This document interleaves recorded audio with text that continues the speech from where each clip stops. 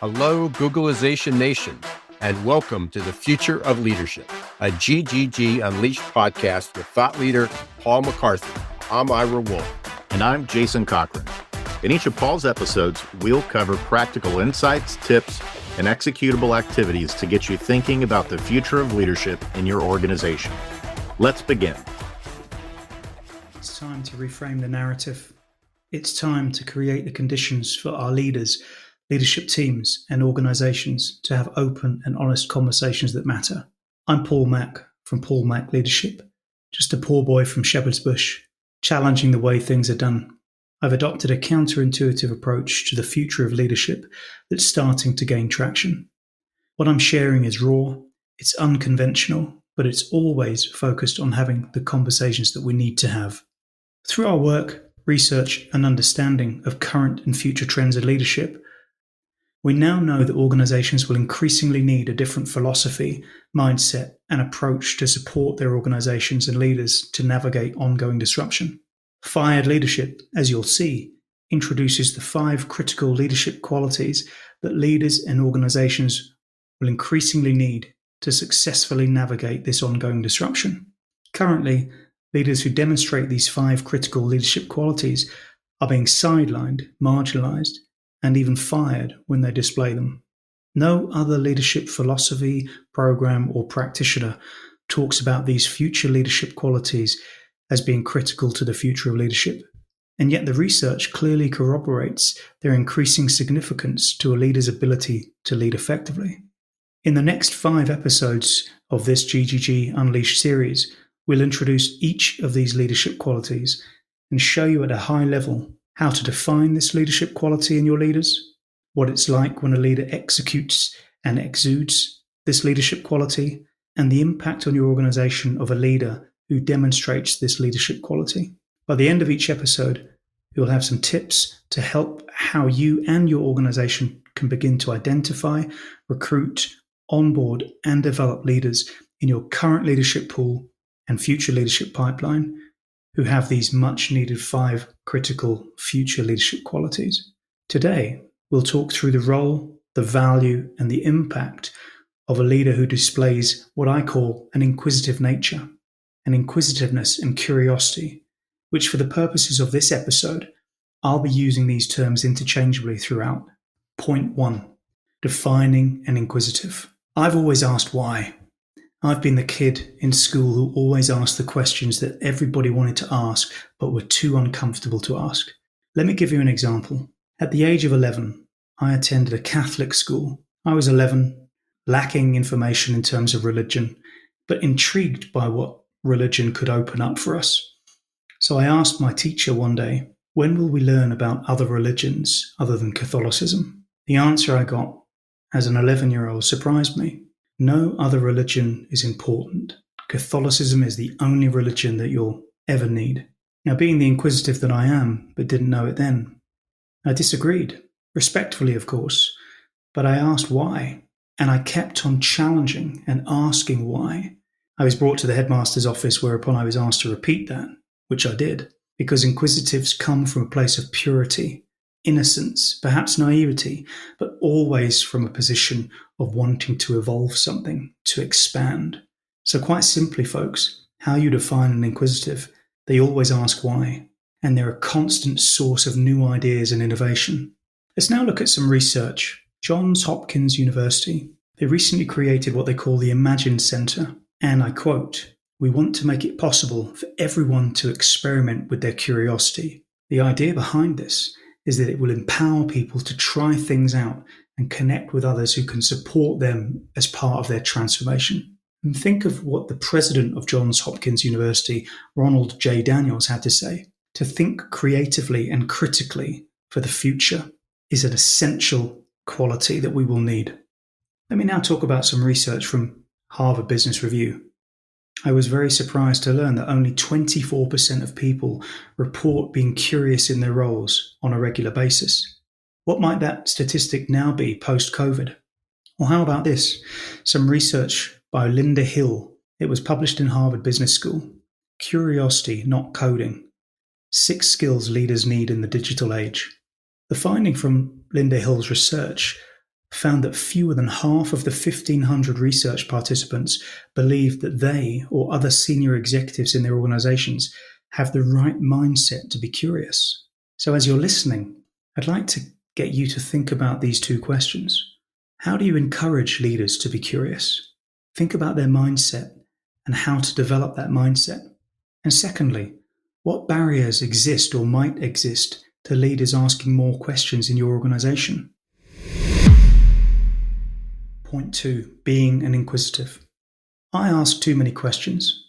If you've heard other episodes from me, you'll remember my stories about Mr. Suits. Well, let me give you an example with Mr. Suits in mind and the firm that I worked for as part of this.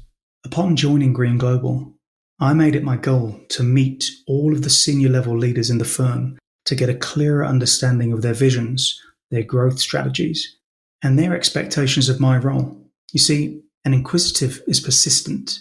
They display grit and resilience, and they have that resilience that's needed to dig deeper to understand situations and find solutions.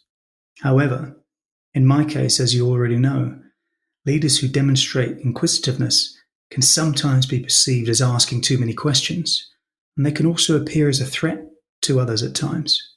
A challenge for you, though, but what if these inquisitives and leaders who demonstrate inquisitiveness are being perceived the wrong way?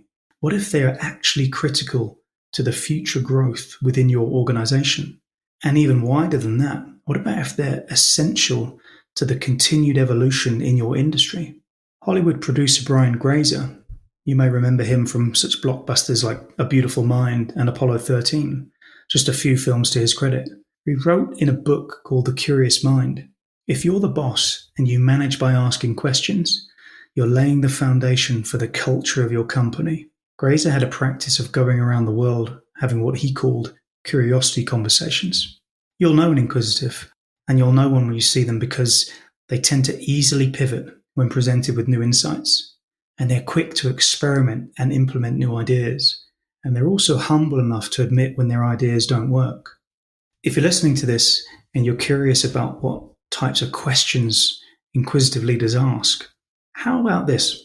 You'll always hear an inquisitive ask these kinds of questions. What if we tried that? What would we do if we weren't afraid of it not working? Or my favorite, which is borrowed from the real-life incident when Captain Sully had to emergency land a passenger aircraft on the Hudson River back in 2009. If you had 208 seconds to make a decision, how would you approach it? You see, this last one is a great way to show how being inquisitive can aid better and more effective decision-making for leaders. Try it in your organization and see what happens.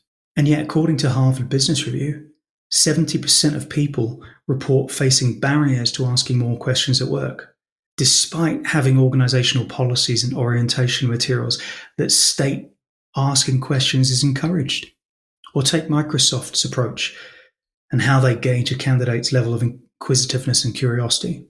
Chuck Edwards, the corporate VP of HR, likes to gauge the type of questions a candidate will ask at the end of the interview process.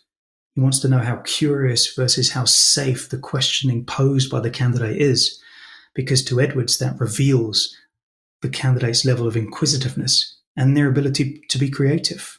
So some questions as you hear this, as you're listening to this. How do you perceive a leader with this type of inquisitiveness? And have you ever considered encouraging leaders to have curiosity conversations with their peers or another division or function in the same organization? Try it and see what happens. Point 3, the impact of an inquisitive. Through being inquisitive in my senior level roles in over 8 consulting firms, my inquisitiveness has directly contributed to the impact of those consulting firms. I've secured over $6 million in consulting revenue. I've generated over $3 million in new business. And I've helped to win over 20 new clients on behalf of those consulting firms. And lean in, all from being inquisitive. Inquisitives can have a significant impact on an organization if the conditions are created to embrace them.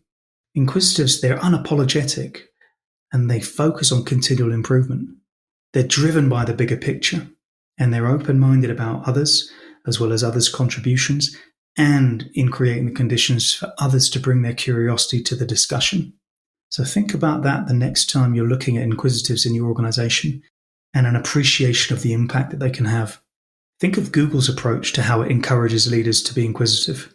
It's basically normalized an organizational and leadership culture of curiosity, which is critical for its long-term growth and innovation. You see, inquisitives ask questions, and you may be aware of the former Google CEO, Eric Schmidt, famously said, "We run this company based on questions, not answers." Well, it turns out that the science backs this up too.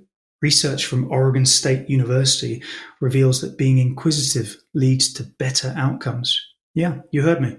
In its research paper, Outside the Box, Epistemic Curiosity is a Predictor of Creative Problem Solving and Creative Performance, the researchers from Oregon State University found a direct correlation for people who tested higher for the trait of curiosity on personality tests and their ability to creatively approach tasks. The bottom line, just their innate inquisitive nature allowed them to be more innovative. The impact of having leaders in your organization who are inquisitive leads to organizational improvements. It leads to wider industry improvements and ongoing innovation, which in turn leads to continued market differentiation. So to maximize the impact of inquisitives in your organization, try the following when you're working with them. Make it a habit that leaders always ask why in meetings and any interactions that they have by normalizing the idea of curiosity on a daily basis, and proactively seek to remove the barriers that prevent these leaders from being inquisitive in their day-to-day role. A couple of questions before we wrap up. What are some of the ways that you can normalize inquisitiveness in your organization as part of supporting your leaders to be more innovative? And conversely, think about what happens if we actively discourage leaders from being inquisitive. Can you estimate the cost of discouraging it in your organization or in your wider industry? I can, and I have the numbers to prove it. Reach out to me if you want to find out more on this. In this episode, I shared the second of the F.I.R.E.D leader qualities, inquisitive nature, a quality that's critical to the future of leadership and critical for how organizations continue to identify, recruit, onboard, and develop future leaders. By now, I hope that you've learned why they're important and how to identify them. Take some time to digest what you've heard in this episode and ask yourself the following. What can I do to create an organization and an organizational culture of leaders who are inquisitive? And how can I integrate this into the way that we identify, recruit, onboard, and develop leaders for the future? Think about how you can involve inquisitives with a current initiative, or maybe a planned initiative, or one that requires remedial attention. And think about the disruptions facing your organization, your industry, or to localize it, your team. Ask yourself, what value do you see that an inquisitive can bring to your organization to support these disruptions? And I'd like you to identify between 1 and 3 activities that you can conduct right now that will positively impact how leaders who demonstrate this quality are perceived, as well as how they're identified in your organization and how you retain them. If you're seeking more insight into how leaders who are inquisitive are identified or want to understand the impact that they can truly have, reach out to me on LinkedIn and we'll send you a free F.I.R.E.D Leader Handbook. Message me Handbook. We also run F.I.R.E.D Leadership Labs to help hiring managers, chief people officers, and VPs of HR to better understand these F.I.R.E.D leader qualities and how to integrate them into how leaders are identified, recruited, onboarded, and developed.